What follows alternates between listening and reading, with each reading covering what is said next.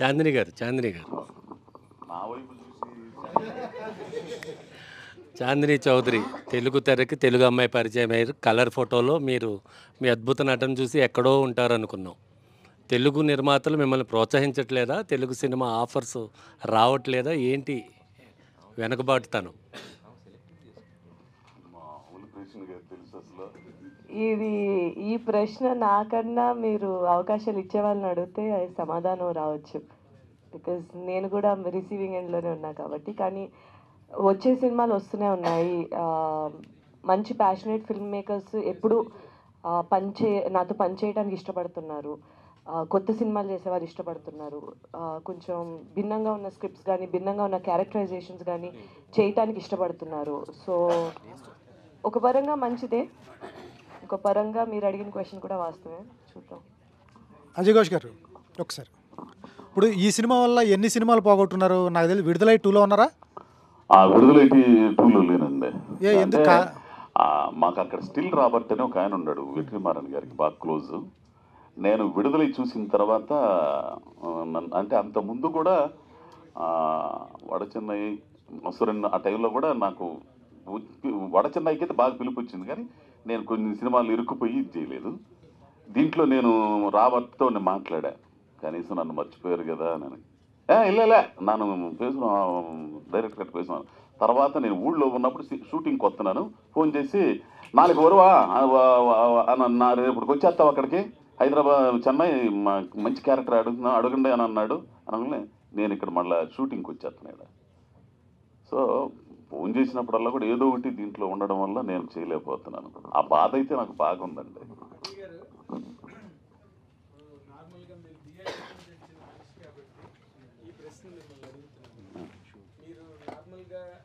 చాలా స్ట్రగుల్ అయ్యే పొజిషన్ నుంచి ఈ రోజు ఇంత రేంజ్కి రీచ్ అయ్యారు. అంటే యశ్ రాజ్ ఫిల్మ్స్ మిమ్మల్ని అడిగిన సినిమాకి డేట్లు లేని స్టేజ్కి వచ్చారు మీరు కెరీర్లో.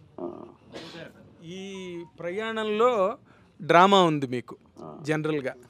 ఇప్పుడు మీరు అక్కడి నుంచి ఈ స్టేజ్కి వచ్చేసిన దాంట్లో కనుక మీ మీద ఒక పిక్చర్ కనుక ప్లాన్ చేస్తే అదే డ్రామా ఉండే పరిస్థితులు ఉన్నాయా మీ కెరీర్లో, లేకపోతే అంత సాఫీగా వెళ్ళిపోయిందా? అట్లాంటివి చాలా ఉండేవి స్వామి, చాలా ఉండేవి. మీరు చెప్పిన కథ బాగుంది. ఒకడు పెద్ద నటుడు వాళ్ళనికి వచ్చినోడు ఆడు డేట్లు కూడా ఇవ్వలేని పరిస్థితి ఎగితే మామూలుగా యశ్రాజ్ ఫిల్మ్స్ అంటే అప్పుడు నాకు ఫోన్ చేసి వాళ్ళు ఏమైనా స్క్రిప్ట్ గిఫ్ట్ కూడా పంపించారు. మనకేమైనా హిందీ మీద పట్టు లేదు. ఏంది పట్టు లేకపోతే భాష మీద తెలియకపోతే ఆ భావం పలకడం కష్టం అవుతుంది, చాలా ఇబ్బంది అవుతుంటది. మనం చూస్తుంటాం మన సినిమాలో హిందీ వాళ్ళని తీసుకొచ్చాడు పెట్టి వాడు ఏది మాట్లాడుతాడో కట్టర్ మీద రాసి ఈ చాలా జరిగినాయి ఇక్కడ. ఏంది ఆ నంబర్లు మా ఒక ఆయన ఉన్నాడు, ఎందుకు జవడం ఎందుకు లేకనే ఏంది. సో నాకు భాష మీద పట్టు లేకపోతే నేను చేయనండి. మలయాళంలో అవకాశం వచ్చింది ఆఫ్టర్ పుష్ప, అన్ని భాషలు పిలిచారండి. ఆ యశ్రాజ్ గారికి సంబంధించి దాన్ని అడిగితే నేను ఆ స్క్రిప్ట్ కూడా ఏదో కొంచెం హిందీ కొంచెం తేడాగా ఉంది, ఇంకా ప్రయత్నం చేసి ఇంకోసారి పంపండి వీడియోలు అంటే నాకు కుదరదులేండి, ఇప్పుడు నేను చాలా బిజీగా ఉన్నానని చెప్పాను నేను. అదే నేను అడిగిన క్వశ్చన్కి సమాధానం కాదు ఇది. అంటే నార్మల్గా ఇప్పుడు మీరు ఆర్టిస్ట్గా సక్సెస్ అయ్యి ఒక రోజు ఒక ఇమేజ్ ఏదో ఒక మార్క్ వచ్చిన తర్వాత ఈ రోజున మీరు ఈ స్టేజ్కి వచ్చారు కదా, డేట్స్ ఇవ్వలేని ఫర్ ఎనీ రీజన్, హిందీ రాకపోవచ్చు, ఇంకోటి కావచ్చు. ఈ మధ్య ఈ పీరియడ్లో ఈ సినిమాలో ఉన్న ఇలాగే మీ సినిమా తీస్తే ఈ నాటకీయత పండే సందర్భాలు ఉన్నాయా? మీ ఖచ్చితంగా పండిద్దండి. మంచి కథ బాగా చెప్పారు, పాయింట్ మీరే చేయండి కథ, నేను చేస్తాను. తర్వాత ఈ సినిమా క్యారెక్టర్ చేయడం అంత సులభం కాదండి, ఎందుకంటే ఇది ఒక బయోపిక్ క్యారెక్టర్ లాంటి క్యారెక్టర్. ఇది అవును, అందరి జీవితాలకు సంబంధించి ఒక బయోపిక్ క్యారెక్టర్. అది ఎవరిదైనా కావచ్చు. మీరు ఇందాక అన్నట్టుగా అందరి జీవితాల్లోని ఆ సందర్భాలు ఉంటాయి స్ట్రగుల్ పీరియడ్లో. కానీ అసలు నార్మల్గా ఈ క్యారెక్టర్ని మీరు ఇంత బాగా చాలా న్యాచురల్గా ఎక్కడ యాక్ట్ చేస్తున్నారు అనిపించకుండా చేశారు. దీనికి మీకు ఏమైనా ఇన్స్పిరేషన్ ఉందండి? అంటే ఆ పెర్ఫార్మెన్స్కి మీరు ఎవరినైనా ఇన్స్పిరేషన్ తీసుకున్నారా, కేవలం ఇట్ ఈస్ యువర్ ఓన్ అండి? ఎవరిని ఇన్స్పిరేషన్ లేదంటే జీవితమే. జీవితంలో అనుభవాల తాలూకు నేను అనుభవించిన ఇవన్నీ కూడా నాకు ఒక్కొక్కసారి అన్ని తెలుస్తూ ఉంటాయి. అంటే ఆ క్యారెక్టర్ అంతా నా జీవితమేనండి. జీవితంలో అట్లాంటివి చాలా చేసి ఇంతకంటే దారుణం ఈయనండి ఓ టైంలో. అదేలేండి. అట్లాంటివన్నీ కూడా గుర్తుకు తెచ్చుకుంటే ఆటోమేటిక్ చేసి ఏదైనా అద్భుతంగా చేశారు. మంచి అయ్యా థ్యాంక్స్, మీలాంటి సీనియర్ జర్నలిస్టు మీరు అభినందించినందుకు కృతజ్ఞతలు స్వామి. థ్యాంక్ యూ అండి. Hi sir, producer garu. Sir, music shop Murthy digital blockbuster అని టాక్ వచ్చింది. బట్ థియేటర్లో అంత రేంజ్కి రీచ్ అవ్వడానికి మీరు ఏమైనా మిస్టేక్స్ చేశారనుకుంటున్నారా? Why do you think this happened? అంటే డిజిటల్లో అయితే మటుకు సక్సెస్ఫుల్ బ్లాక్ బస్టర్ అని టాక్ ఉంది. సో మీరు డూ యూ ఏమైనా తప్పు చేశారా? Like do you feel that? తప్పు అయితే అట్లా అయితే ఏమనుకోవట్లేదండి. సో ఈ సినిమాకి కావాల్సినంత ప్రమోషన్స్ అయితే చేసాం, ప్రతిదీ రీచ్ అవుట్ అయితే అయ్యింది. అండ్ మీకు తెలుసు ఇప్పుడు చాలా సినిమాలు థియేటర్కి వెళ్ళట్లేదు ఎవరు. సో ఓటీటీకి అలవాటు అయిపోయారు జనాలంతా. So maybe that's the reason అయితే అనుకుంటున్నామండి. చాందిని గారు, ఏవం మ్యూజిక్ షాప్ మూర్తి రెండు ఒకే రోజు రిలీజ్ అయ్యి మీ సినిమాలు, దీనివల్ల దీనికి ఏమన్నా దెబ్బ పడిందని అనుకోవచ్చు? ఏంటండి? దానివల్ల దీనికి ఏమైనా దెబ్బ పడింది అనుకోవచ్చు? అంటే థియేటర్లు దొరక్క అట్లా ఇబ్బంది పడి ఏమన్నా? సారీ, థియేటర్లు దొరక్క అట్లా ఇబ్బంది పడి రెండు సినిమాలు మీ ఒకే రోజు వచ్చాయి కదా, అవునండి. దాని గురించి. రిపీట్ చేయరా? రెండు సినిమాలు ఒకే రోజు వచ్చాయి కదా, ఒకదాని వల్ల ఇంకో దానికి థియేటర్లు దొరక్క అట్లా ఏమైనా ఇబ్బంది పడ్డారని అనుకోవచ్చు? అంటే అదే రోజు వేరే సినిమా రిలీజ్లు కూడా ఉన్నాయి. అంటే థియేటర్స్ గురించి నాకు అంత ఐడియా లేదు. సో రెండు సినిమాల్లో మీకు ఏది బెస్ట్ అనిపించింది?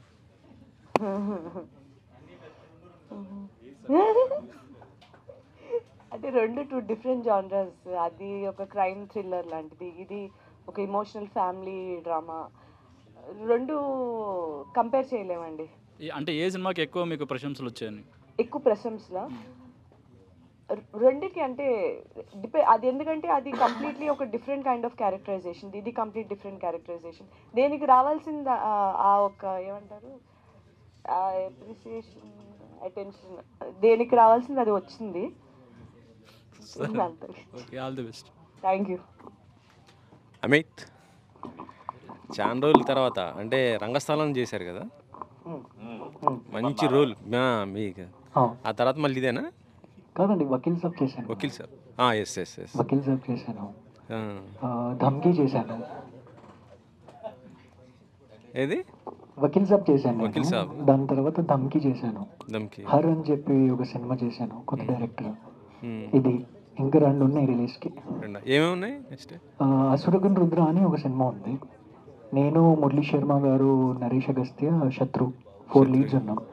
అది రిలీజ్ ఉంది 2 monthsలో. అండ్ ఇంకొకటి సినిమా షూటింగ్ చేస్తున్నా, untitled it is. Okay okay okay. ఆగరా, అడుగుతాడు చాందిని, వదిలే, నెగిటివ్ అడగలే, నేను అడగలే నెగిటివ్.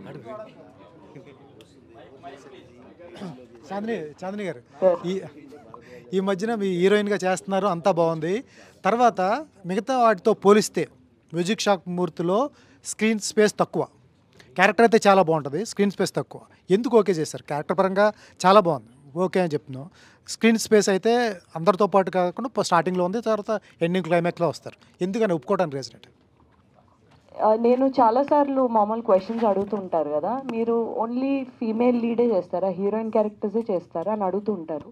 జనరలీ అందరు చెప్పినట్టే నేను చెప్తాను. అంటే నిజంగా అనిపించింది, మంచి పాత్ర అయి ఉండి ఆ పాత్రకి వెయిటేజ్ ఉండి స్టోరీని రన్ చేసేదానికి ఒక భాగమయ్యే క్యారెక్టర్ అయితే తప్పకుండా చేస్తానని చాలాసార్లు చెప్పా. ఆ అవకాశం నాకు మ్యూజిక్ షాప్ మూర్తితో వచ్చింది. ఫస్ట్ హాఫ్ అంతా ఉంటుంది, సెకండ్ హాఫ్లో రిలేటివ్లీ చాలా తక్కువ టైం స్పేస్ ఉంటుంది, బట్ ఇంపాక్ట్ అన్నది ఉంటుంది మీరు చెప్పినట్టే. సో ఒక స్క్రీన్ టైం అనే ఒక సూపర్ఫిషియల్ ఎలిమెంట్ పట్టుకుని ఇటువంటి ఒక మంచి కథ, ఒక మంచి డ్రైవింగ్ ఫ్యాక్టర్ అయ్యే ఒక మంచి క్యారెక్టర్ని పోగొట్టుకోవడం అన్నది నాట్ ఎ స్మార్ట్ డెసిషన్ అనిపించింది. అందుకే చేశాను. మంచి పాత్ర అయితే అది ఎటువంటి పాత్ర అయినా చేయడానికి నేను రెడీ అని చాలాసార్లు చెప్పాను. సో అలా 2 నిమిషాల క్యారెక్టర్ అయినా చేస్తారా మరి? క్యామియో లాగా వచ్చి అసలు ఏమంటారు బ్యాంగ్ ఆన్ ఉంటుంది కదా, బ్యాంగ్ ఆన్ ఇంటెన్సిటీ ఉన్నది లేదా ఇంపాక్ట్ ఉన్న క్యారెక్టర్ అయితే తప్పకుండా.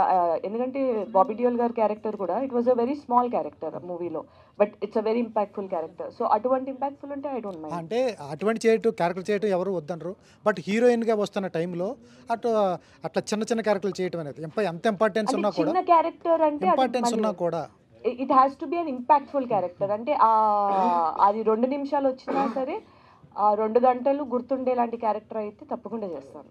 సూపర్.